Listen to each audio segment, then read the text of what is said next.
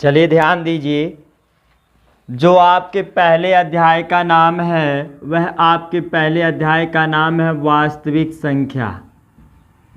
तो जैसे ही मैंने आपके सामने लिखा शब्द वास्तविक संख्या, तो आपको वास्तविक संख्या को देखते ही पहला आपका क्वेश्चन ये उठता है कि वास्तविक संख्या किसे कहते हैं, इसका जन्म कहाँ से हुआ है। ऐसा क्यों हमारे दिमाग में प्रश्न उठता है, इसका आप रीज़न आप समझिए। इसका रीज़न आपका क्या कहता है, जैसे हमारे घर पर कोई अजनबी व्यक्ति आ जाए जिसके बारे में हमें जानकारी ना हो, तो जैसे ही उस अजनबी व्यक्ति को हम अपने घर देखते हैं तो हमारे दिमाग में तरह तरह के क्वेश्चन उठना शुरू हो जाते हैं कि ये कौन है और कहाँ के हैं और ये हमारे क्या लगते हैं और किस कार्य के लिए आए हैं। ऐसे अनेक क्वेश्चन उठना शुरू हो जाता है। तो जैसे ही मैंने आपके सामने लिखा वास्तविक संख्या, तो पहला क्वेश्चन आप लोगों के दिमाग में ये उठा होगा कि वास्तविक संख्या किसे कहते हैं। तो ध्यान दीजिए, वास्तविक संख्या को इंग्लिश में बोला जाता है रियल नंबर। वास्तविक संख्या को इंग्लिश में क्या बोला जाता है, रियल नंबर। तो जैसे ही मैंने इसको इंग्लिश में बताया कि वास्तविक संख्या को इंग्लिश में बोला जाता है रियल नंबर, तो फिर आप लोगों के दिमाग में क्वेश्चन ये उठ गया होगा कि सर हमारा मैथ हिंदी मीडियम में है तो इंग्लिश बताने की क्या आवश्यकता है, हमें इंग्लिश में नहीं बताना चाहिए। हम इंग्लिश में इसलिए इसको बता रहे हैं क्योंकि दुनिया के अधिकतर शब्द जो होते हैं वह पहले ही वाले अल्फ़ाबेट से व्यक्त किए जाते हैं। जैसे उदाहरण के लिए, यदि आपके घर में कोई उत्सव का त्यौहार है या कोई शादी पड़ी हुई है, तो अक्सर देखा जाता है जो लड़के या लड़कियां रहती हैं वह अपने हाथ में अपने नाम का अल्फ़ाबेट लिखते हैं कि ये हमारा फला नाम है। इस कारण जैसे किसी का नाम अनिल है तो वह पूरा हाथ में अनिल नहीं लिखता है, वह पहला ही वाला अल्फ़ाबेट लिखता है। तो उसी प्रकार दुनिया के जो अधिकतर शब्द होते हैं वह पहले ही वाले अल्फ़ाबेट से व्यक्त किए जाते हैं, इस कारण इसको इंग्लिश में बताया जा रहा। तो जैसे ही मैंने कहा कि पहले वाले अल्फ़ाबेट से निरूपित किया जाता है, तो आप लोग देखेंगे कि पहला वाला अल्फ़ाबेट क्या आया, कैपिटल आर। तो यदि कोई व्यक्ति पूछ लेता है आप लोगों से कि वास्तविक संख्या को किससे व्यक्त किया जाता है, तो जवाब आपका क्या रहेगा, कैपिटल आर से। इतनी बात क्लियर हो गई। कैपिटल आर का मतलब क्या, रियल नंबर। अब सवाल ये उठता है कि वास्तविक संख्या किसे कहते हैं। तो ध्यान दीजिए, परिमेय तथा अपरिमेय संख्याओं के समूह को वास्तविक संख्या कहते हैं। परिमेय तथा अपरिमेय, तो आप लोगों ने क्लास नाइन्थ में आप लोगों ने इनके बारे में बहुत अच्छी तरह समझा होगा कि परिमेय संख्या किसे कहते हैं और अपरिमेय संख्या किसे कहते हैं। मैथ को समझने का सबसे आसान तरीका है, कोई भी सिलेबस हो तो अध्यापक क्या समझा रहे हैं केवल उन्हीं की बातों को आप ध्यानपूर्वक सुनिए। आपको कुछ भी नहीं आता है, केवल आपको 1 से लेकर 9 तक पढ़ा आता रहे और आपको पढ़ने हिंदी शब्द आता रहे, ये आपका मैथ की पूरी जिम्मेदारी लेता हूँ। मैथ में सिखाऊंगा, केवल आपको मेरी बातों को ध्यानपूर्वक सुनना है। ध्यान दीजिए, वास्तविक संख्या की परिभाषा मैं क्या बता रहा हूं, परिमेय तथा अपरिमेय संख्याओं के समूह को, क्या, संख्याओं के समूह को। तो जैसे ही मैंने कहा कि संख्याओं के समूह को, तो आपके दिमाग में फिर एक क्वेश्चन उठ गया होगा कि सर ये समूह किसे कहते हैं। हमें तो समझ में आया, हमने क्लास 9th में पढ़ा है कि परिमेय संख्या का मतलब किसे, जिन संख्याओं को P/Q के रूप में लिखा जा सके और Q का मान 0 के बराबर ना हो, उन्हें हम क्या बोलते हैं, परिमेय संख्या। अपरिमेय संख्या का मतलब जिनका वर्गमूल ना निकाला जा सके तथा सभी नियतांकों को क्या बोलते हैं, अपरिमेय संख्या। अब आया शब्द समूह। समूह का मतलब क्या होता है, यदि कहीं एक से अधिक अवयवों को एक साथ कर दिया जाए, कहने का मतलब ये है, जैसे यहाँ पर मैंने 4 ये दानव बनाए, अब ये जो मैंने 4 दानव बनाया तो ये देखिए ये क्या हो जा रहे हैं, एक से अधिक हो गए, तो यही शब्द क्या कहलाएगा, समूह। कहने का मतलब ये हुआ, समूह की परिभाषा यदि कोई पूछता है कि समूह किसे कहते हैं तो बताइएगा यदि एक से अधिक अवयवों को एक साथ एकत्रित कर लिया जाए तो क्या कहलाएगा, समूह। जैसे विद्यार्थियों का समूह, तो जैसे मैं समूह शब्द कहूँगा ना तो समूह शब्द का मतलब ये हो गया कि वहाँ पर एक से अधिक विद्यार्थी हैं। जैसे मैंने कहा इन 4 दानवों का समूह, तो समूह शब्द आया, समूह का मतलब एक से क्या हो गए, अधिक हो गए, तो यही क्या कहलाएगा, समूह। तो समूह का मतलब आप लोगों ने समझा। अब यहाँ पर ध्यान दीजिए, मैंने क्या कहा, परिमेय तथा अपरिमेय। जब मैं परिमेय लिखूंगा और उसके साथ क्या लिख दूंगा, अपरिमेय, तो एक से अधिक अवयव हो जाएंगे, तो वही क्या कहलाएगा, आपका समूह। तो परिमेय तथा अपरिमेय संख्याओं के समूह को क्या बोला जाता है, वास्तविक संख्या कहा जाता है। अब जैसे उदाहरण के लिए हम कैसे भाई इनको लिख सकते हैं, जैसे मैंने लिख दिया 2 प्लस करड़ी में -5 मैंने लिख दिया, मैंने क्या लिख दिया, करड़ी में -5 लिख दिया। अब ये कैसी संख्या है, वास्तविक संख्या। कैसे मैंने जाना कि ये वास्तविक संख्या है, 2 हमारा क्या है, परिमेय है, बिना करड़ी वाला क्या होता है, परिमेय होता है, और करड़ी वाला क्या होता है, अपरिमेय, क्योंकि मैं -5 का वर्गमूल नहीं निकाल सकता हूं। तो परिमेय हुआ और अपरिमेय हुआ, तो यही क्या कहलाएगा, वास्तविक संख्या कहलाएगा। अब इसी को क्लास 10th की भाषा में तो ये वास्तविक संख्या बोला जा रहा है, लेकिन जैसे ही आप क्लास 11th में जाएंगे, इंटर में जाएंगे 12 में, तो आपका इसी वास्तविक संख्या का दूसरा नाम है काल्पनिक संख्या या समृद्ध संख्या। क्या नाम है, काल्पनिक संख्या या समृद्ध संख्या।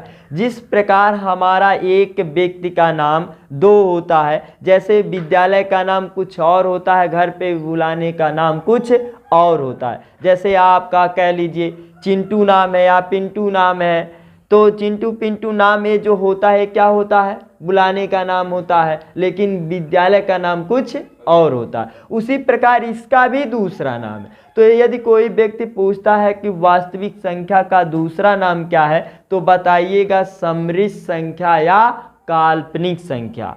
आई बात समझ में, जिसे हम इमेजिनरी नंबर भी बोलते हैं।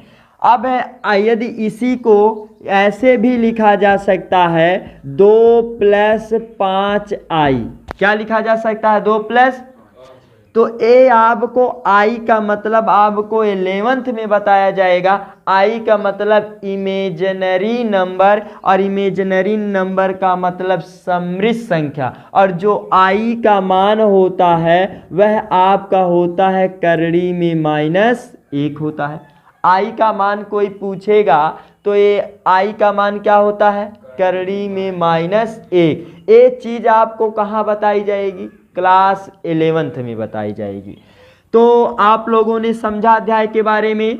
तो यदि कोई भी व्यक्ति आप लोगों से पूछेगा कि आपके मैथ के पहले लेसन का क्या नाम है, तो बताइएगा वास्तविक संख्या। पूछेगा कि वास्तविक संख्या किसे कहते हैं, तो बताइएगा परिमेय तथा अपरिमेय संख्याओं के समूह को वास्तविक संख्या कहते हैं। इतनी बात क्लियर हो गई। ये तो हो गया अध्याय के बारे में। अब मेन कॉन्सेप्ट देखिए, आपकी जो प्रश्नावली है वह आपकी प्रश्नावली का कथन पहला आपका ये कह रहा है, यूक्लिड विभाजन एल्गोरिथ्म से एचसीएफ निकालिए। क्या आपका सवाल कह रहा है, यूक्लिड विभाजन एल्गोरिथ्म। तो जैसे ही मैंने आपके सामने लिखा यूक्लिड विभाजन एल्गोरिथ्म, यूक्लिड विभाजन एल्गोरिथ्म, तो आपके दिमाग में फिर इस शब्द को देखते हुए तुरंत प्रश्न ए उठ गया कि सर यूक्लिड विभाजन एल्गोरिथ्म है क्या, यूक्लिड विभाजन एल्गोरिथ्म से एचसीएफ कैसे निकाला जाता है। जैसे आप लोगों ने क्लास 3 से लेकर के 7th 9th तक आप लोगों ने सीखा होगा HCF कितनी विधियों से निकाला जाता है। HCF 2 विधियों से निकाला जाता है। पहली विधि है आपकी गुणनखंड विधि द्वारा और दूसरी विधि है आपकी भाग विधि द्वारा। लेकिन हम क्लास 10th में आ गए तो क्लास 10th में अब HCF किस विधि द्वारा निकाला जाएगा, यूक्लिड विभाजन एल्गोरिथम। तो मैंने आपको पहली बली भात से आपको समझाया कि यदि हम किसी शब्द से अनजान रहें, जिसके बारे में हमें जानकारी ना हो, तो उसको देखते ही हमें यह प्रश्न उठना शुरू हो जाता है कि यूक्लिड विभाजन एल्गोरिथम है क्या, इसके जनक कौन है, इसका सूत्र क्या है, ये किस देश से लिया गया है और इसके गणितज्ञ कौन है। जैसे यदि हम किसी व्यक्ति को देखें तो उस व्यक्ति को देखते ही हमारे दिमाग में पहला सवाल ये उठता है, इसका नाम क्या है, ये कहाँ का है, इसके पिता का नाम क्या है, इसके कितने भाई बहन हैं। तो उसी प्रकार हमने ये जो शब्द लिखा तो पहला क्वेश्चन ये उठता है कि यूक्लिड विभाजन एल्गोरिथम का सूत्र क्या है। तो यूक्लिड विभाजन एल्गोरिथम का जो सूत्र होता है वह आपका होता है A बराबर बी क्यू प्लस आर होता है। A बराबर क्या होता है, बी क्यू प्लस आर। तो जैसे ही मैंने लिखा कि A बराबर बी क्यू प्लस आर, फिर आपके दिमाग में खिचड़ी ये पकने लगी कि सर आप जैसे जैसे लिख रहे हैं हमें तमाम हैरानियां शुरू हो जा रही हैं कि अब A क्या है, B क्या है, Q क्या है, R क्या है। तो मैंने आपके बताया कि दुनिया के जो अधिकतर शब्द होते हैं वह आपके पहले ही अल्फ़ाबेट से व्यक्त किए जाते हैं। ए का मतलब होता है एडवाइजर, ए का मतलब क्या होता है, एडवाइजर, और एडवाइजर मीन्स होता है भाज्य। एडवाइजर का मतलब क्या होता है, भाज्य। बी का मतलब होता है बाइसेक्टर, बी का मतलब क्या होता है, बाइसेक्टर, और बाइसेक्टर का मतलब होता है भाजक। और क्यू का मतलब होता है क्यूटेंट, और क्यूटेंट का मतलब होता है भागफल। आर का मतलब होता है रिमाइंडर, और रिमाइंडर का मतलब क्या होता है, शेषफल। तो जैसे ही हमने यूक्लिड विभाजन एल्गोरिथम का सूत्र लिखा तो आपके दिमाग में हैरानी ये हुई थी कि ये क्या है, बी क्या है, क्यू क्या है, आर क्या है। ए का मतलब एडवाइजर, एडवाइजर का मतलब भाज्य। बी का मतलब बाइसेक्टर, बाइसेक्टर का मतलब भाजक। क्यू का मतलब क्यूटेंट, क्यूटेंट का मतलब भागफल। आर का मतलब रिमाइंडर, रिमाइंडर का मतलब शेषफल। इतनी बात क्लियर हो गई। अब यहां पर ध्यान दीजिए, अभी तो मैंने यूक्लिड विभाजन एल्गोरिथम का सूत्र हमने समझा कि सूत्र क्या है। अब सवाल ये उठता है कि यूक्लिड विभाजन एल्गोरिथम किस शताब्दी में लिया गया और किस देश से लिया गया। ये सबसे महत्वपूर्ण आपका बात है, क्योंकि यह बहुविकल्पी में बोर्ड एग्जाम में आपका 1 नंबर का क्वेश्चन पूछा जा सकता है। जो यूक्लिड विभाजन एल्गोरिथम है वह 9वीं शताब्दी में लिया गया। किस शताब्दी में लिया गया, 9वीं शताब्दी में लिया गया। यदि कोई व्यक्ति पूछता है कि यूक्लिड विभाजन एल्गोरिथम किस शताब्दी में लिया गया तो क्या जवाब रहेगा, 9वीं शताब्दी में लिया गया। ऐसे आपका बहुविकल्पी में जो OMR सीट पे आपका 20 नंबर आ रहा बोर्ड के एग्जाम में, वह आपका बहुविकल्पी में ऐसे देगा कि आपका यूक्लिड विभाजन एल्गोरिथम किस शताब्दी में पेश किया गया। 4 विकल्प बनाए गए रहेंगे। पहला विकल्प 9वीं, दूसरा विकल्प 10वीं, 11वीं, 12वीं, 13वीं, ऐसे मतलब चारों विकल्पों में से एक विकल्प आपका ए भी रहेगा जो सत्य रहेगा। इतनी बात क्लियर हो गई। अब सवाल ये उठता है कि यूक्लिड विभाजन एल्गोरिथम किस सन में लिया गया था। अब ये भी पूछ सकता है, लेकिन यहाँ पर सन जो होता है वह आपका पूछा नहीं जा सकता है, क्योंकि वह बहुत ही कम है। अधिकतर जो पूछा जाता है वह शताब्दी वाला पूछा जाता है, और यह किस देश से लिया गया ये पूछा जाता है। तो यदि कोई व्यक्ति पूछता है कि यूक्लिड विभाजन एल्गोरिथम किस देश से लिया गया? तो बताइएगा आप लोग, फारसी देश से लिया गया। किस देश से लिया गया? फारसी देश के लिया गया। अब सवाल फिर ये उठता है कि सर हमने ये समझा कि यूक्लिड विभाजन एल्गोरिथम 9वीं शताब्दी में लिया गया और ये किस देश से लिया गया? फारसी देश से लिया गया। अब फिर सवाल ये उठता है कि सर इसके जनक कौन है, इसके पिता कौन है, ये किस गणितज्ञ ने पेश किया? तो जो गणितज्ञ थे इसको अल-ख्वारिज़मी गणितज्ञ ने पेश किया था। किस?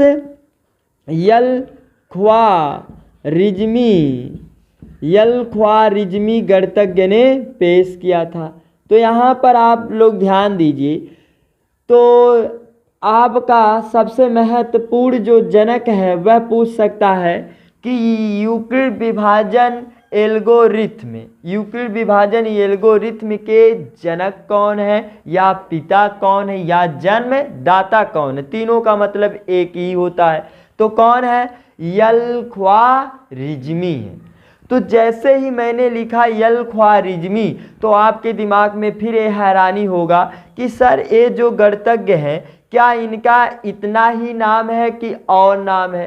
तो अल-ख्वारिज़मी का जो पूरा नाम है वह क्या है? मोहम्मद इब्न मूसा। क्या है आपका? मोहम्मद इब्न मूसा अल-ख्वारिज़मी है।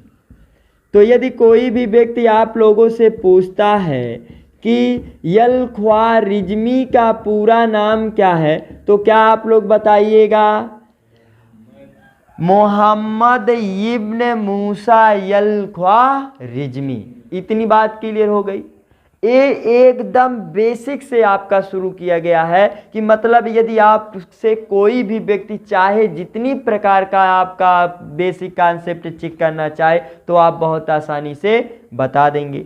तो ध्यान दीजिएगा, यूक्लिड विभाजन एल्गोरिथम किस शताब्दी में पेश किया गया? 9वीं शताब्दी में। किस देश से लिया गया? फारसी देश से लिया गया। इनका नाम क्या था? अल-ख्वारिज़मी। अल-ख्वारिज़मी का पूरा नाम क्या था? मोहम्मद इब्न मूसा अल-ख्वारिज़मी। अब यूक्लिड विभाजन एल्गोरिथम का सूत्र क्या है? A बराबर BQ प्लस R। A क्या है? भाज्य है। B क्या है? भाजक है। Q क्या है? भागफल है। R क्या है? शेषफल। इतनी बात क्लियर हो गई। अब सवाल ये उठता है कि सर ये जो सवाल कथन में कहा है कि यूक्लिड विभाजन एल्गोरिथम से HCF निकालिए, ये हम कैसे निकालेंगे? ये सबसे मायने बात रखता है जो आपकी सवाल संबंधित पूछा जा सकता है। तो ध्यान दीजिएगा, यूक्लिड विभाजन एल्गोरिथम से HCF 3 चरणों से निकाला जाता है। कितनी चरणों में निकाला जाता है? 3 चरण में। अब सवाल ये उठता है कि सर ये 3 चरण कौन है? तो ध्यान दीजिए, चरण आपका जो प्रथम है वह आपका ये कहता है कि हम सर्वप्रथम यह देखेंगे कि दी गई संख्याओं में कौन संख्या बड़ी है। ध्यान दीजिए, जैसे मैंने 2 संख्याएं लिया यहाँ पर, जैसे मैंने ले लिया 420 ले लिया और क्या ले लिया? 130 ले लिया। यदि हमें 420 और 130 का यूक्लिड विभाजन एल्गोरिथम से HCF निकालना है तो हम सर्वप्रथम ऐसा लिखेंगे, यूक्लिड विभाजन एल्गोरिथम से, क्योंकि कथन कह रहा है कि हमें किस नियम से निकालना है? यूक्लिड विभाजन एल्गोरिथम से। तो ऐसे आप लोगों ने लिख लिया, यूक्लिड विभाजन एल्गोरिथम से। तो मैंने कहा यूक्लिड विभाजन एल्गोरिथम कितने चरणों में हल किया जाता है? 3। चरण नंबर पहला आपका ये कहता है कि हम सर्वप्रथम यह देखेंगे कि दी गई संख्याओं में कौन संख्या बड़ी है। तो देखो 420 और 130 में कौन संख्या सबसे बड़ी है? तो जो संख्या सबसे बड़ी रहेगी उनको हम सबसे पहले लिखेंगे। इतनी बात क्लियर हो गई। फिर हम बड़े का चिन्ह लगाएंगे। किसका चिन्ह लगाएंगे? फिर उसके बाद हम छोटी वाली संख्या को लिख लेंगे। जैसे मैंने दो संख्या लिया a और b, तो मैंने a और b लिया, तो प्रथम चरण a कहता है कि दी गई संख्याओं में हम a देखेंगे कि कौन संख्या सबसे बड़ी है। तो माना कि a बड़ा है किससे? b से। चरण नंबर 2 आपका a कहता है कि हम इसको किस रूप में लिखेंगे? a बराबर b क्यू प्लस r के रूप में लिखेंगे।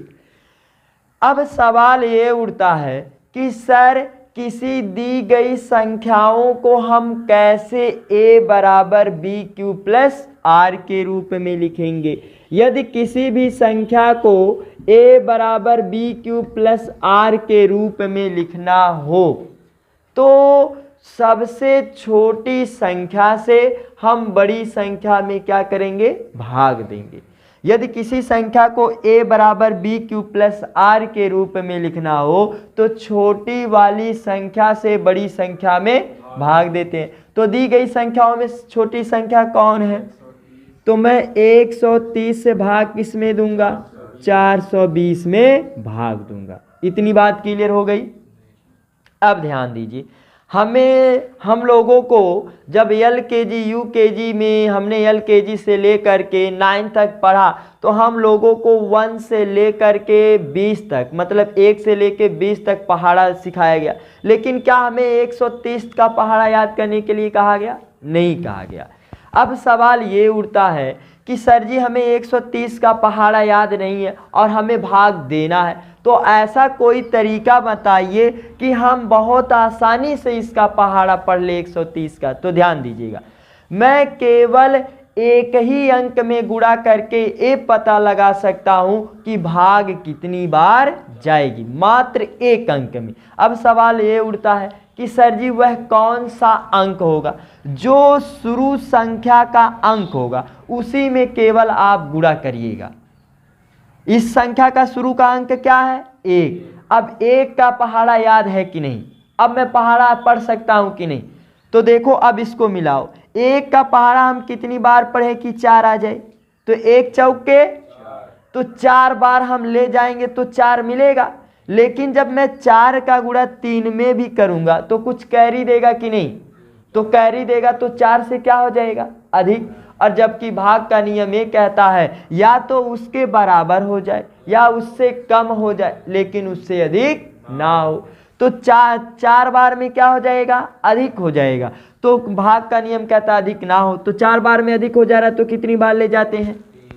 1 बार कम कर दीजिए, 3 बार। अब 3 का गुणा 130 में करेंगे तो 13 तिया 39, कितना आ गया? 390। 0 में से 0 गया।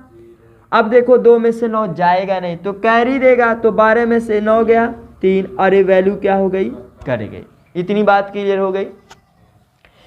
अब हमें इसको इस रूप में लिखना है। तो अब सवाल ये उठता है कि सर जी इन दी गई संख्याओं में हम कैसे पता करेंगे a कौन है, b कौन है, q कौन है, r कौन है? a का मतलब मैंने बताया एडवाइजर का मतलब भाज्य। भाज्य किसे कहते हैं? कटने वाली संख्या को भाज्य कहते हैं। कटने वाली संख्या को क्या बोलते हैं?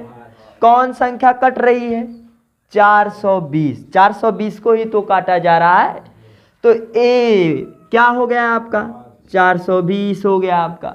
b का मतलब भाजक। भाजक का मतलब काटने वाली संख्या। तो कौन संख्या काट रही है? 130। a किसका मान हो गया? b का मान हो गया। और जितनी बार भाग जाएगा वह किसका मान रहेगा? q का। और जो शेष रह जाएगा वह, कहने का मतलब हमेशा a का मान कौन होगा? बीच वाला। और पहले वाला b का मान, आखिरी वाला q का मान, नीचे वाला r का मान। याद हो जाएगा। हमेशा a का मान कौन कहलाएगा? जो बीच में रहेगा। और b का मान कौन कहलाएगा? पहले वाला कहलाएगा। और q का मान आखिरी वाला। और जो नीचे वाला रहेगा r का मान कहलाएगा। अब लिखो, तो जैसे ही हम आगे बढ़े तो किस महाराज से मुलाकात हो रही है? a। तो a का मान ढूंढिए। a का मान है कितना? 420 है। आगे बढ़ा तो क्या मिला? बराबर। फिर आगे बढ़ा तो क्या मिला? b। अब बताओ इसमें b का मान कितना है? 130। अब बताओ, ये जैसे ही मैं आगे बढ़ा तो इनके बीच में आ गया कि नहीं? तो जब एक से अधिक अवयव लिखे गए हो और उनके बीच में कुछ भी चिन्ह ना हो तो हमेशा गुणे का चिन्ह छिपा रहता है। कैसा चिन्ह? तो यहाँ पर हमने गुणा कर दिया। अब क्यू है, क्यू का मान कितना है? 3 है। आगे बढ़ा तो क्या मिला? प्लस आर का मान है कितना? इतनी बात क्लियर हो गई।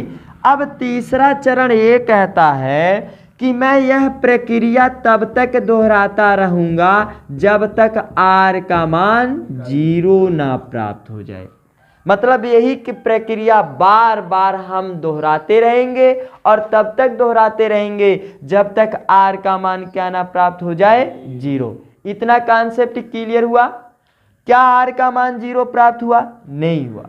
तो जैसे ही मैंने कहा कि इस प्रक्रिया को बार बार दोहराते रहेंगे तो आपके दिमाग में सवाल ये उठा होगा कि सर दोहराया कैसे जाता है? तो हमेशा शेष फल वाले से भाजक में भाग दिया जाएगा। दोहराया कैसे जाएगा? हमेशा शेष फल वाले से किस में भाग दिया जाएगा? भाजक में। तो भाजक कितना है? 130।